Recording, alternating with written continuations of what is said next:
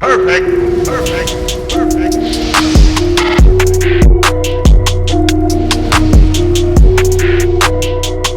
What is going on, everybody? I go by RB, and this is Philly Take with RB. If you guys are enjoying the content of the channel, like always, be sure to smash that like button, hit that subscribe if you're new, and hit that notification bell so you're instantly notified whenever I upload or go live. And today, we are back just one day after the Philadelphia Eagles collapsed in Week 1 to the Washington no-name football team, 27-17. The Eagles dropped to 0-1 on the season. Yesterday was my live game reaction and thoughts, and now we've had some more time to look at it. Either way, I can say that this game was embarrassing. The Eagles should not have lost this game. But I think there's more to look at it, at least. First off, I want to say I actually do feel a lot better. As you probably saw in my community post, the Dallas Cowboys lost as well last night to the LA Rams. And it's funny that the Cowboys fans want to blame it on one call or this or that. Their coach goes for it on 4th and 3. It's funny to me. It really is funny. But now their excuse is, oh, we lost by less. Oh, we lost to a team that had an even. I mean, come on, we both lost. It's funny to me. But and the Washington fans as well, you know, coming in all hype, as they should. They deserve to talk their stuff after yesterday, but they think they're going to win the Super Bowl now, and it's funny to me. But to just talk about this game overall, like I said yesterday, I think if you are an Eagles fan, you should have the right to be frustrated. You should be mad with what transpired, because this team had Washington in the ground. Like, they were dead in the water. But the Eagles gave them that one sliver of hope, that one chance, and they came back and took it and ran with it, and they should get credit for that. The Washington D-line stepped up. I'm not taking any credit away from them, but the Eagles definitely gave them that opportunity when they should not have. Before we continue on, I want to talk about some key injuries, because we got some more injury updates today, and it's just not good. This team, we already know they are compiled with injuries, but it just keeps adding on and on and on, and this is Week 1, and it cannot happen. Doug Pederson spoke today, and we'll talk about what Doug Pederson said last night, but Doug said that Lane Johnson and Miles Sanders and Derek Barnett are still day-to-day, and look, they need to play. If Miles Sanders plays this game yesterday, I think there's a different outcome. I don't think Doug would have shied away so much from the running game. Miles Sanders is a dynamic back, and we obviously need him back. Lane Johnson, we already know. Jack Driscoll stepped in at right tackle after Lane announced that, or it was announced that Lane wasn't playing. And I think Jack Driscoll, as a 4th-round draft pick, had a nice debut. But then you see him go out, and Jordan Mailata comes in, and Nate Herbig didn't have really the best day, and it kind of just collapsed, and it kind of led to the 8 sacks of Washington. Like, it just was not good. No protection. Lane needs to come back, and Derek Barnett, we have a lot of depth on this D-line, but we need a guy like Barnett back, and Hargrave, and all these guys, so we need to come together and get healthy, because I cannot go through another season of injuries like we have seen the last 3 years. It's just not good enough. It's not good enough. We have this new medical staff. They got to do their job, and I know some of it is because of the situation. We've seen a lot of guys from around the league go down, but the Eagles, it's getting kind of out of hand, and we need to stay healthy. Brandon Graham is in concussion protocol. I'm hoping that he will be able to play next week, but I don't know. We'll see when we get a further update. It's also been reported that Vinny Curry and Craig James will miss significant time. It's just guy after guy after guy. We have to stay healthy. But let's talk about this game. So the Philadelphia Eagles, like I said yesterday, I put the majority of the blame here on Doug Pederson and Carson Wentz. They simply were not good enough. In my opinion, I'm actually going to put a little more of it on Doug Pederson than Carson Wentz, because I think Carson Wentz, although he should have threw the football away many times, although Carson Wentz is taking hits that he should not, although he's supposed to be a leader, and Carson Wentz, this is your 5th year in the league, you need to understand to throw the ball away. Carson Wentz, the reason I preach on him, besides being my guy, besides being my quarterback, I really do believe Carson has the talent. He has the talent level to be a top 5 quarterback. But when you make boneheaded decisions, well, guess what? The great quarterbacks don't do that. Unless you want to be great, you have to learn. You're not going to be great if you don't learn to throw the football away, or how to not contribute to squandering a lead like that. It cannot happen. But like I'm saying, I put a little bit more on Doug Pederson, because Carson Wentz is running the system of the coach, right? Carson Wentz can't control that he's being asked to drop back and look for the guy downfield. He can't control that his offensive line is getting constantly torched after they gave Washington's D-line some momentum, and they have some fierce, scary guys on that defensive line. He can't control that Nate Herbig and Jordan Mailata couldn't stop a fly. And that he's being asked to drop back. And not only that, Doug Pederson continually goes away from the run. I know we don't have Miles Sanders, but you cannot go away from the run. And then on top of that, it seems like every play is a play action. But Washington's D-line is too smart. They're too good. They know they're not biting for anything close to a run. So you're taking away more time. You're allowing them to get even closer to Carson Wentz. And by the time he even looks to go downfield, he's getting hit with pressure. And I didn't see any adjustments. Doug Pederson got outcoached by Riverboat Ron Rivera to go away from what is working. It just is simply not good enough, Doug. It's simply not good enough. I didn't see any dig routes. I didn't see any slants, even though they were working early on in the game. How does that make sense? I barely saw any screens, any wheels, nothing like that, or at least any rollouts or any bootlegs or anything to get Carson Wentz away from the tons of pressure being just frantically thrown at his face. I did not see any of that, so that is why I put more on Doug Pederson. He goes and relies on the young receivers, which by the way, Jalen Reagor had a nice catch, almost connected on another one, had a nice debut. John Hightower, on the other hand, looked a little shaky, but I can't be mad at him. It's his first game. Didn't really get any time to get that chemistry down with Carson Wentz. I barely even saw Doug Pederson make an adjustment. Like I said, in terms of pressure, it almost seemed like I did not see like a second tight end or any extra additional blocker like a Goddard or an Ertz even come over and try to secure more time for Carson Wentz. It did not make sense. How about a guy like J.J. Arcega-Whiteside?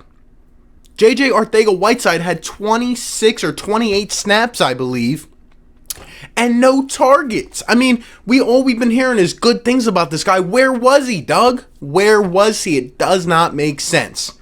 Another thing I want to talk about is this whole Deshaun Jackson thing. Doug Pederson talked today about Deshaun Jackson, saying that his snaps will increase. Deshaun Jackson played 54% of the snaps yesterday, which is much below his average. It doesn't make sense. He caught a ball early on. We were finding our groove, utilizing a bunch of weapons. But when you take DJax out of that game and he barely plays for the next quarter or two, well, the Washington defense starts to build up confidence because they see it as, well, I have a lot more confidence guarding a guy like John Hightower than I do Deshaun Jackson on the outside. It kind of took away that deep threat. But in terms of this whole Deshaun Jackson thing, so last night he goes out and tweets this. He says, for the record, really, I'm not hurt. I was not hurt and nothing's wrong. I'm good. So that kind of makes me question. I'm like, well, again, where was he, Doug? We needed Deshaun in there. What are we, load managing Deshaun Jackson? Is this the NBA all of a sudden? What is going on? And then one of my guys, Ty Johnson, who I really like his analysis and stuff, he goes and puts this on Twitter saying Deshaun Jackson was hurt. And Deshaun Jackson's mom actually replied to the tweet and said, no. He was not hurt. He was willing, ready, and able to play. But if he does not get the snaps, then oh well. Well, there's confirmation for you. Deshaun Jackson was perfectly fine, and I don't understand what happened. And then you kind of throw Reagor in that spot. I thought Reagor would even be more utilized in the slot than he was. Send him over the middle for a 5-yard gain. It's like we had 3rd and 4, 4th and 3. 3rd and 2, whatever. And we're trying to bomb it 25 yards down the field. This whole game was bomb, bomb, bomb. Launch, launch, launch. Someone even put it great in a reference on Twitter. They said it seemed like we were playing a Madden game out there. Another thing that really pissed me off was Doug Pederson's aggressiveness, because usually I like Doug Pederson's aggressiveness. I've said it myself. Doug needs to be a lot more aggressive this season, and he will. It'll allow us to open up, and it'll kind of bring us back to 2017 Doug. That 4th and 4, there was 1:15 left in the 3rd quarter. And the Philadelphia Eagles were up by 3, but Washington was coming back and they had all the momentum. And it does not make sense. You punt the ball there, you pin them deep. As I mentioned earlier, Washington's longest scoring drive was 48 yards because you gave it to them so easily. You gave it to them easily. Our defense wasn't playing that bad. You give them the opportunity to make a stop. Let Dwayne Haskins, a second-year quarterback, try to go the distance of the field. I usually agree with Doug's aggressiveness, but in that case, it just was not called for. Another bad decision. These offensive assistants got to hold Doug in check, in my opinion. They really do. He gets so stubborn, and he thinks that we can just win the game. He asked Carson Wentz to do a lot, and Carson Wentz has fault in this. Again, Carson Wentz did not show me enough yesterday. He needs to be a leader and win that game. You have to win that game. And you have to throw the ball away. And you have to have throws on point and put more on it.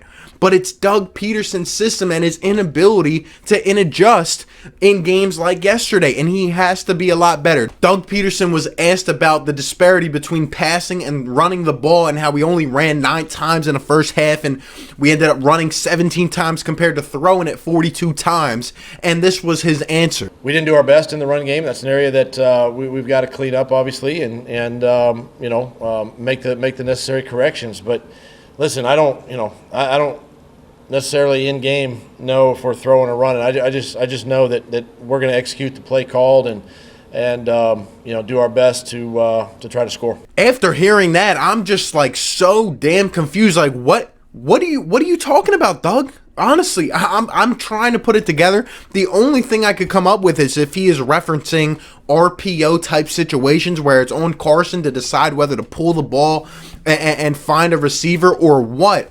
Or if he's talking about giving pretty much the full play calling duties to Carson Wentz himself, which is untrue. Doug Pederson calls the plays. So I didn't understand that. I mean, for Doug to come out and actually admit that in his press conference, I don't know if it was a brain fart or what, but that just did not sound right. It sounded like he's just calling plays blindly. Just some things, that are very eye-opening here, and it's really weird. It really does not make sense. Washington football team's pass rush, as we know, was insane, and I give them credit. And the Eagles really did not make any adjustments to try to stop the bleeding. According to Next Gen Stats, Washington had 5 defenders generate 4 or more quarterback pressures, and it's crazy, man. I mean, think about that. All these guys, like I said, Kerrigan was on the second unit, and he was having his way with the Eagles O-line. It just simply cannot happen. There were no adjustments. We allowed Carson Wentz to get killed, and Carson Wentz didn't help out his own case. In terms of the good, what I will say is that there were a few bright spots from yesterday. Dallas Goedert, a guy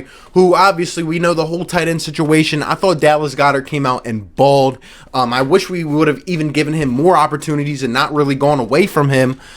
He was absolutely balling. He's going to be a stud, over 100 yards, probably the best game of his career. Malik Jackson on the defensive line, I thought came out and started very strong. Our defensive line depth is one to really realize and be grateful for. You know, a guy like T.Y. McGill comes in who had got cut. He gets called up and he comes in and gets a sack. You got a guy like Josh Sweat who's supposed to step up, and he does just that in week 1. He gets a strip sack. Jalen Reagor, his downfield speed was just amazing to watch, and I'm excited to see how we incorporate him more. I didn't think Big Play Slay played too bad either. I thought our secondary was actually much improved. Even Jalen Mills and Darius Slay. Avante obviously could have that one interception, but I thought overall, even Rodney McLeod, all those guys as a collective unit played well. I thought our linebackers as well should have been one case for concern, but they came out and played a great game. You didn't see any of those crazy open field broken tackles that go for 40 yards.